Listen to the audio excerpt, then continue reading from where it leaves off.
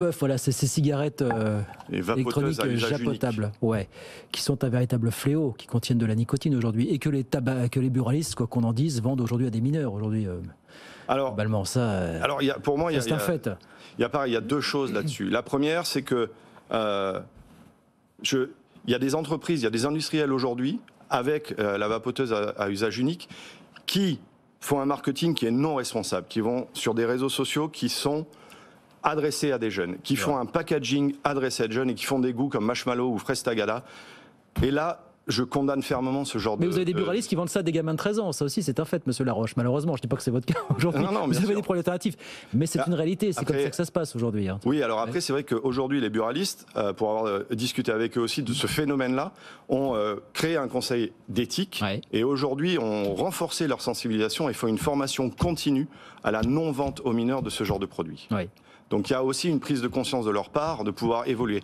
Après, je pense que, voilà, comme je vous disais, c'est aussi les industriels de ne pas mettre des produits qui sont attirants aussi pour ce genre de personnes. Nous, on ne s'adresse qu'à des fumeurs adultes pour pouvoir les amener à quelque chose. Parce que j'aimerais pas que des industriels puissent jeter l'opprobre sur une filière complète, parce qu'on a quand même vu que ces vapoteuses à usage unique pouvaient permettre à des indécis d'essayer, grâce à la simplicité et à l'immédiateté de l'usage, de basculer des consommateurs adultes, de basculer vers le vapotage. Donc, vous savez, les indécis, ça leur permet d'avoir ce lien vers le vapotage qu'aujourd'hui ils n'osent pas franchir, parce que même si Blue 2.0 par exemple est simple, il n'arrive pas aujourd'hui. Alors on va en dire dans un instant, c'est 3 millions de vapoteurs en France, aujourd'hui autour de 3 millions de vapoteurs en France, hein, dont 2 tiers alternent la cigarette traditionnelle et la cigarette électronique, c'est ça en gros? Oui, 50% de dualistes. Ouais, c'est ça, 50% de dualistes, évidemment.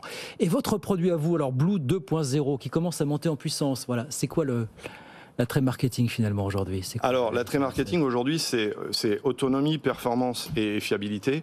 Alors c'est parfait, c'est rodé parfaitement là, voilà, pour le coup. Non, mais on a une batterie en fait qui fait 400 mAh, qui est une des batteries les plus puissantes du marché en système fermé. Et pourquoi c'est important en fait pour un vapoteur? Parce qu'un vapoteur, il aime avoir cette possibilité d'avoir de la vape. Et la puissance de la batterie l'aide. Ensuite, cette puissance permet aussi de pouvoir vapoter toute une journée, parce qu'une des attentes des consommateurs, c'est vraiment de pouvoir garder une journée sa vapoteuse sans avoir à la recharger. Et ensuite, tout ce qui est performance, ça joue aussi avec la capsule. Aujourd'hui, on a une capsule qui a été designée par le Pure Lavatech, qui est le leader sur ce marché-là. Et ça nous permet en fait d'avoir une meilleure vaporisation du produit, et donc une meilleure satiété nicotinique, et aussi une meilleure transmission des arômes.